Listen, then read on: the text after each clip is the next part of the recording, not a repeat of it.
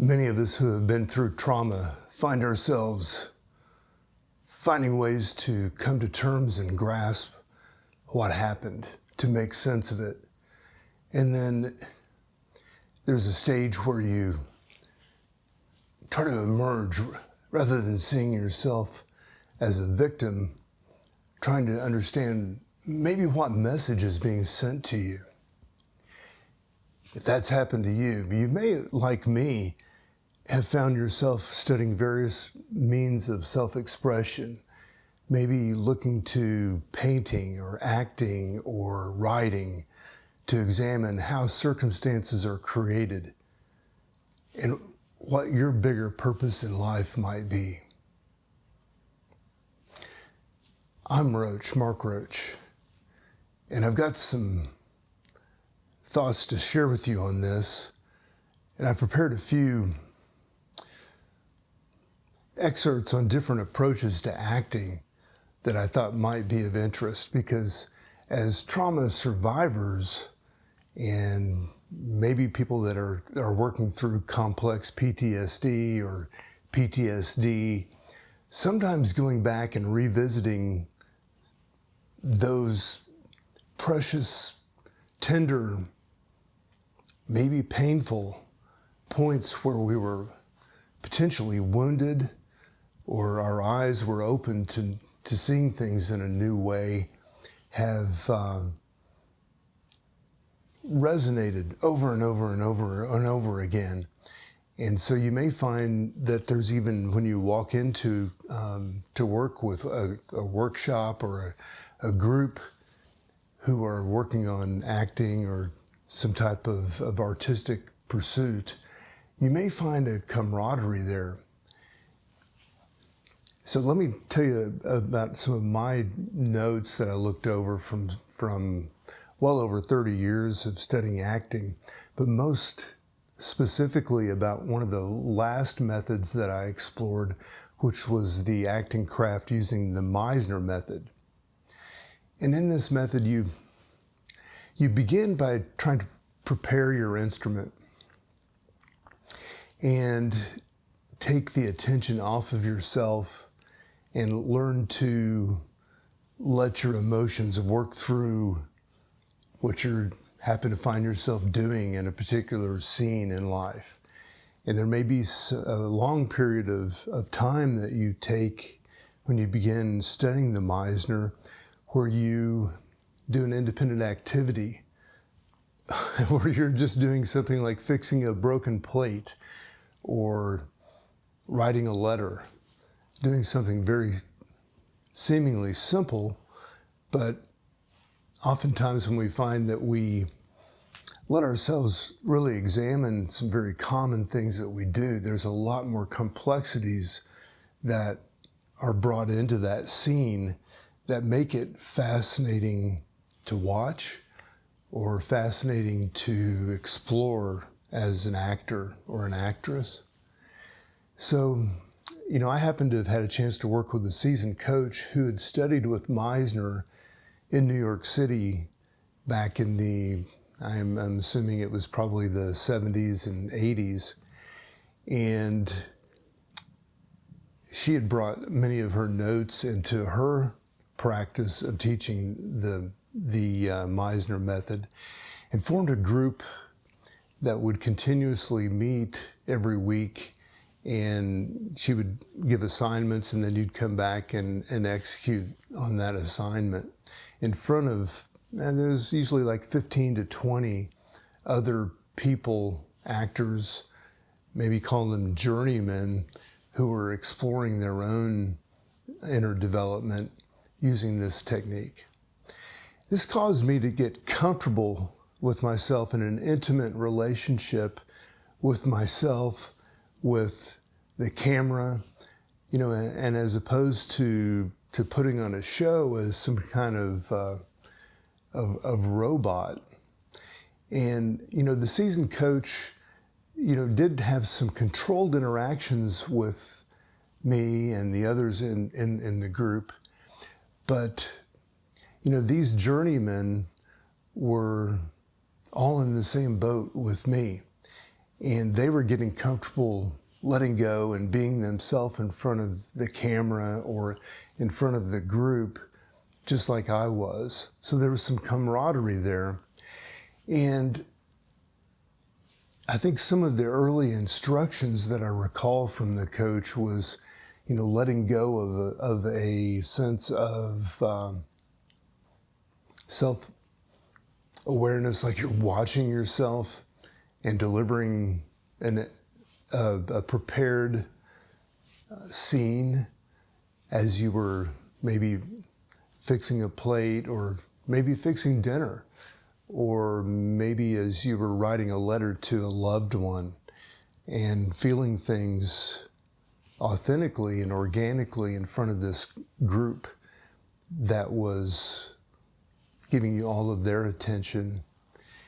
And so it's through these individual exercises that, actually led into another aspect or stage of the training in Meisner called repetition. And you do repetition with other actors who are familiar with the techniques and the objectives that you're working on.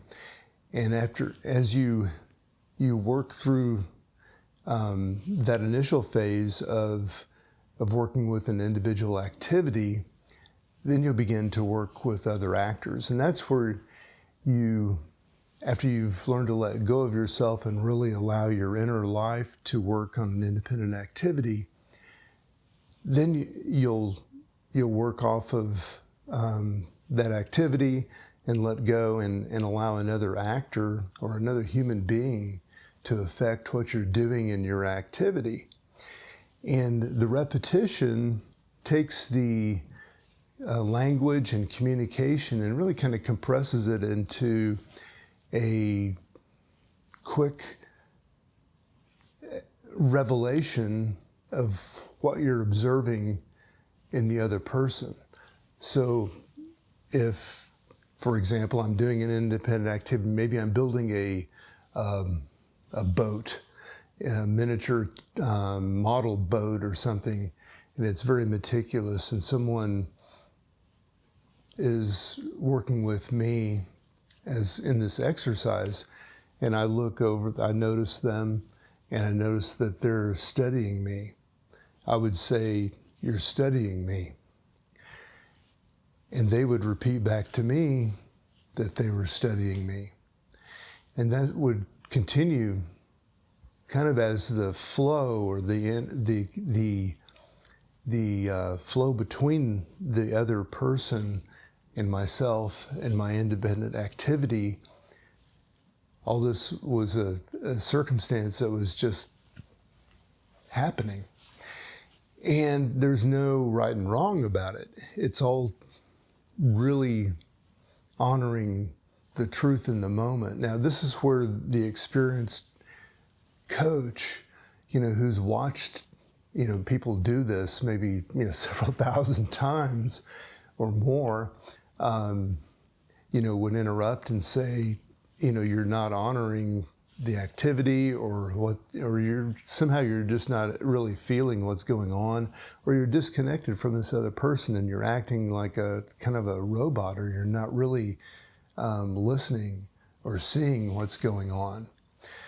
So all of that was a very instructive process. And having done these types of exercises with various people in the class, it gives you exposure to kind of a wide gamut, assuming that the class is comprised of a diverse group of people, which they were by design. And there's a chance for you to reflect on yourself and also take to consider the feedback that you get from the other person. So this gives you a chance to identify your natural responses to others and your biases and your preferences and the nature and how your instrument works. So it's very instructful in terms of feeding your thirst for trying to understand who you really are and how others see you And it also helps identify some blind spots that you may have in your life as to maybe some misconceptions you have about yourself or why things are the way that they seem to be. But it also gives you a chance to connect with your inner emotional life. And since you are doing these imaginative exercises in terms of, allowing yourself to, set your watch, for example, or some little thing that requires some imagination, but it also requires you to let go and trust yourself and feel your instincts and your feelings and emotions, and let yourself be surprised as to what happens, because it's kind of a free-formed but semi-constructed circumstances that you're creating with another journeyman or actor or actress. And you can use this to really mine your own life in the moment for deeper meaning, different insights. Then there's another phase that, I was not really finding that I was all that tuned into, but I allowed myself to explore this because I tried to even though I was an older, middle-aged person taking this training, I decided just to make myself a student, just like I was trying to pretend that I was, 13 or 15 years old and didn't know a lot about anything. And I forced myself to do some things that were uncomfortable. One of them was instructions on basically how to lie. And it was instructions on basically how to hijack your body and trick it into submission to create a character, maybe from a physical impediment that was really foreign, or maybe lying in a sense, in creating a kind of a working character separate from myself, with an entirely different perspective and view that didn't really coincide with my own natural inclinations. So when you learn to access a character like this, you find yourself exploring what the character really wants, what the circumstances that they find themselves repeating or attracting in their life, in their relationships. And then you're also trained to work with the preparation that you've done to allow yourself to be free in this scene that you're going to create. And there's something called the moment before, which is a very special aspect of the process of really delivering a performance, whether it's on screen or in the theater. But it's kind of like if you're backstage or off camera, or the camera is just getting ready to, or the director is getting ready to say action. This is that moment before where you're moving from being an actor to portraying the person, the character that you're there to portray, where the scene really begins. So you have to separate yourself and allow yourself the perspective of this other character, of this different life that you're trying to create. So to access this character, you have to know the character's wants and those circumstances, as I said, to understand how they view relationships. And then in this moment before, you try to access your as the artist, you try to access that space that is free of all of your prior conditioning,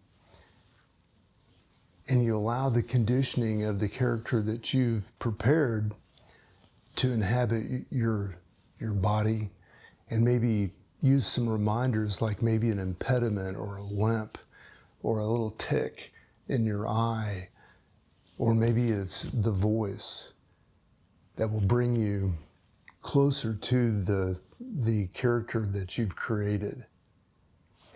And through this, you can find out amazing things about yourself, because it is by contrast that we often learn and become more wise about how things are working in life and what we want. And by allowing yourself to let go of what you were fixed on throughout your normal waking life, and pretend and explore what this other person was encountering in their life, it can enrich what you return to after this scene is over. I hope that is beneficial to you. I know it was for me. I'm Roach, Mark Roach, wishing you all the best.